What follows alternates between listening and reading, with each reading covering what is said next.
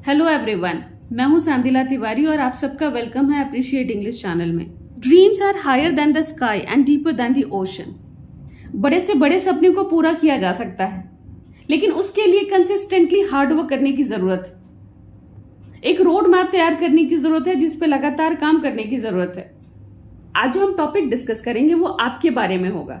आप लोग जो मुझे सुन रहे हैं वो लोग, या तो आपसे थोड़े से छोटे उम्र वाले लोग।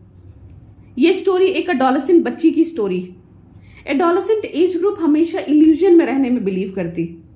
आप एडोलेसेंट्स को एक इमेजिनरी वर्ल्ड में रहना अच्छा लगता है, एक हाइपोथेटिकल वर्ल्ड जो आप अपनी सुविधा अनुसार बना लेते हैं, रियलिटी से बहुत दूर। आपका मन कई डायरेक्शंस में घूमता रहता है। और आज जो हम टॉपिक डिस्कस करने जा रहे हैं उसका नाम है गोइंग प्लेसेस। गोइंग प्लेसेस एक स्टोरी है। ये पूरा चैप्टर एक लड़की को डिस्कस करेगा, एक एडोलेसेंट लड़की जिसका नाम है सोफी, जो एक हाइपोथेटिकल वर्ल्ड में रहती है जिसका रियलिटी से कोई लेना देना नहीं। सोफी के एस्पिरेशंस बहुत बड़े बड़े हैं, उसका एक रोल मॉडल है और सोफी हमेशा कुछ भी फैंटेसाइज करती रहती जो रियलिटी से बहुत दूर है, लेकिन वो अपने फैंटेसीज में ही रहती। इस चैप्टर को लिखा है A.R. बार्टन ने। ये पूरा चैप्टर सोफी और उसके परिवार और दोस्त के आसपास घूम रहा है, लेकिन मेन कैरेक्टर है सोफी, जो डे ड्रीमिंग करती है, दिन में भी सपने देखती है, फैंटेसीज में जीती है और अपने फैंटेसीज को डिस्कस करती है अपनी दोस्त से, अपने पेरेंट्स से, अपने भाई से। सोफी की क्लोज फ्रेंड है जैंसी। जैंसी और सोफी दोनों ही स्कूल से आ रहे हैं। दोनों लड़कियां एक दूसरे का हाथ पकड़े हुए बात करते हुए आ रही हैं। तभी सोफी कहती है कि जैसे ही हमारा स्कूल खत्म होगा मैं एक बुटीक शुरू करूंगी। जैंसी ने कहा कि तुम्हें पता है बुटीक खोलने में बहुत पैसे लगेंगे। उसने कहा मुझे पता है। जैंसी ने कहा तो इतने सारे पैसे कहां से लाओगी? सोफी ने पलट के कहा कि नहीं, मैं पैसे कमा लूंगी, मैं मैनेजर बन जाऊंगी किसी शॉप में, लेकिन मैं बुटीक ही खोलूंगी। मैं एक फैशन डिजाइनर बनूंगी और मैं मैरी क्वेंट जैसी बनूंगी। मैरी क्वेंट एक फैशन डिजाइनर। सोफी ने कहा कि शहर का सबसे बड़ा और वंडरफुल बुटीक मेरा होगा, मैं बुटीक खोलूंगी ही खोलूंगी। जैंसी जो बहुत रियलिस्टिक लड़की थी, जो इमेजिनरी वर्ल्ड में नहीं रहती थी, उससे बड़ा बुरा लगता है कि सोफी ने कितने बड़े बड़े सपने देख रखे हैं। जैंसी ये सोचकर दुखी हो जाती है, उदास हो जाती है कि सोफी को क्यों नहीं पता, वो क्यों नहीं मानती है कि हमारा फ्यूचर है बिस्किट फैक्ट्री में काम करना। जैसे ही हमारा स्कूलिंग खत्म होगा कुछ ही टाइम बाद हम बिस्किट फैक्ट्री में काम करेंगे। और एक इमेजिनरी वर्ल्ड में जी रही है कि ये एक बुटीक शुरू करेगी और फैशन डिजाइनर बनेगी। दोनों लड़कियां बात कर ही रही होती है कि वो सोफी के घर की गली में पहुंच जाते हैं। तब जैंसी वापस से सोफी को कहती है कि सोफी तुम्हें पता है बिस्किट फैक्ट्री में जहां हम काम करेंगे वहां इतने पैसे नहीं मिलते कि तुम बुटीक शुरू कर लो, और तुम्हारे फादर अलाउ नहीं करेंगे कि तुम कहीं और काम करने जाओ, पूरा दिन काम करो और तुम अचानक से मैनेजर नहीं बन पाओगी। तुम्हारा धीरे धीरे ग्रोथ होगा, प्रमोशन होगा, तब तुम मैनेजर बनोगे, लेकिन तुम्हारे फादर अलाउ नहीं करेंगे ये सब। सोफी वापस से जैंसी को एक हाइपोथेटिकल रिप्लाई देती है, और वो हाइपोथेटिकल रिप्लाई क्या है कि मैं एक एक्ट्रेस बन जाऊंगी।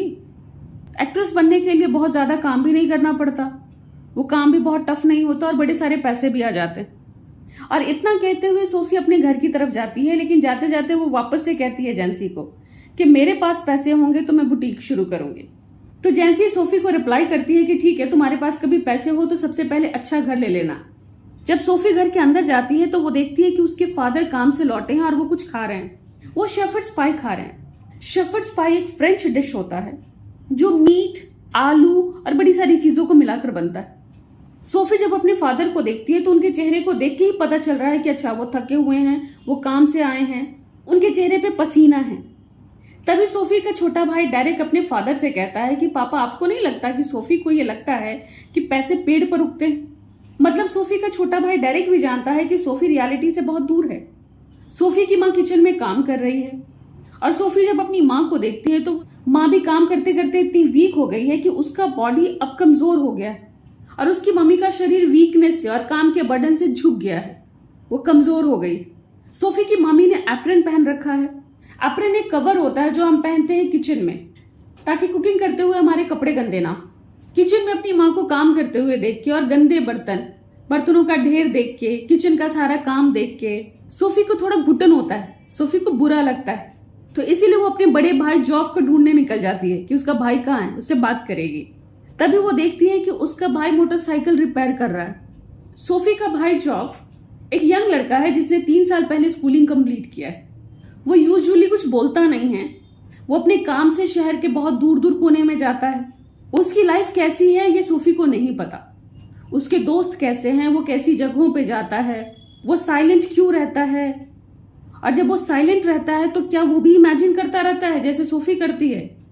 इन सब बारे में सोफी को कुछ नहीं पता, लेकिन सोफी सोचती है कि आखिर ऐसा क्या है कि मेरा भाई चुप रहता है। क्या वो भी मेरी तरह अपनी इमेजिनरी वर्ल्ड में जी रहा होता है? उसके फ्रेंड्स कैसे हैं, वो कैसी जगह जाता है?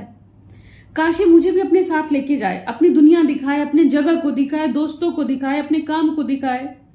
क्या पता इसके काम में, इसके दोस्तों में या इसकी लाइफ में कुछ ऐसी चीजें हो जो बड़ी इंटरेस्टिंग हो तो मुझे भी पता चले।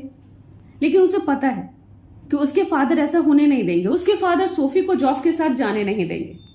ये बात सोफी जानती है।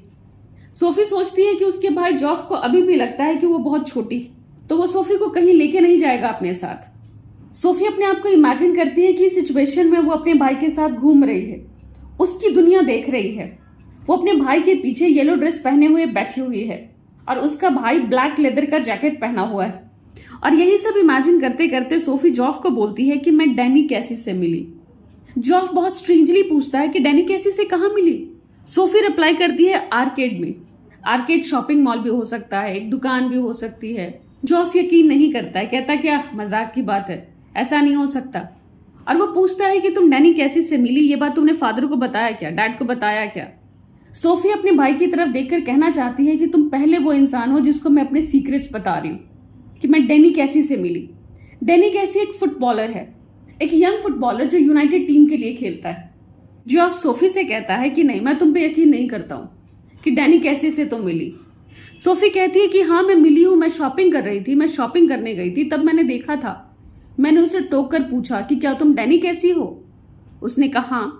और अपनी बात को सही प्रूव करने के लिए सोफी ये बताने लगी कि डैनी कैसा दिखता है। वो बताती है कि उसके आंख ग्रीन कलर के हैं और वो उतना लंबा नहीं है जितना तुम सोचते हो। सोफी डैनी के दांतों के बारे में भी बताना चाहती है, लेकिन ये सोचकर चुप हो जाती है कि क्या पता वो पकड़ी ना जाए। सोफी और जॉफ जब बात कर ही रहे होते हैं तब तक उसके फादर खाना कंप्लीट करके प्लेट धोकर आते हैं।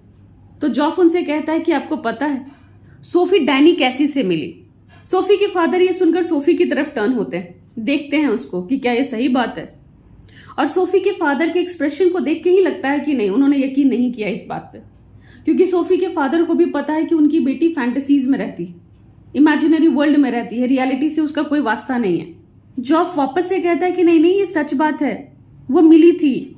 तब सोफी के फादर कहते हैं कि एक टाइम था, एक ऐसा टाइम था जब मैं टॉम फिनी के जानने वाले को जानता था। मतलब वो डायरेक्टली टॉम फिनी को नहीं जानते थे, टॉम फिनी के जान पहचान वाले आदमी को जानते थे। जॉफ ने कहा हाँ आपने बताया था। फिर सोफी के फादर कहते हैं कि डैनी कैसी भी क्या पता एक दिन वैसा ही अच्छा खेले जैसा टॉम फिनी खेलता था। तब जॉफ कहता है कि नहीं, उससे बेहतर खेलेगा क्योंकि वो बेस्ट है, वो बहुत अच्छा परफॉर्म करता है। तभी सोफी के फादर कहते हैं कि वो भी बहुत यंग लड़का है, अगर वो कंसंट्रेटेड रहा, वो किसी डिस्ट्रैक्शन में नहीं फंसा, उसने सही डिसीजंस लिए, तब वो भी टॉम फिनी की तरह बहुत अच्छा खेलेगा और अपनी टीम यूनाइटेड के लिए बहुत अच्छा करेगा। जॉफ कहता है कि ठीक है वो यंग है बट मेरे से तो बड़ा है ना। तब सोफी के फादर कहते हैं कि ठीक है वो तुमसे बड़ा है, लेकिन इतनी बड़ी टीम को रिप्रेजेंट करने के लिए वो अभी फिर भी यंग है। तभी सोफी बीच में टोक कर कहती है कि डैनी कैसी एक शॉप खरीदने वाला है। उसके फादर ने पूछा तुमको कैसे पता कि वो शॉप खरीदने वाला है? तब सोफी रिप्लाई करके कहती है कि उसी ने मुझे बताया कि वो शॉप खरीदने वाला है। सोफी के फादर धीरे से कुछ बोलते हैं कि वो सुन नहीं पाती और वो गुस्से में सोफी से कहते हैं कि तुम ये जो इमेजिनरी वर्ल्ड में रहती हो ना और इस तरह का डे ड्रीमिंग होता है तुम्हारा, किसी दिन तुम बहुत बड़ी प्रॉब्लम में फंसोगी। सोफी अपने भाई को कन्विंस करते हुए कहती है कि जॉफ तुम्हें तो पता है ना मैं सच बोल रही हूँ। जॉफ सोफी को समझाते हुए कहता है कि सोफी तुम अभी भी बहुत छोटी हो, तुम अभी भी स्कूल में ही हो, एक बच्ची हो, और डैनी कैसी के पास काफी सारी लड़कियां हैं, काफी सारे फैंस हैं, उसकी हो सकता है पहले से गर्लफ्रेंड्स हो।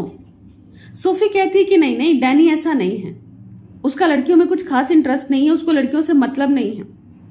जॉफ उसे समझा के कहता है कि कौन लड़का बताता है कि उसके पास कितनी गर्लफ्रेंड्स हैं या उसका क्या अफेयर है या फैंस हैं या नहीं है।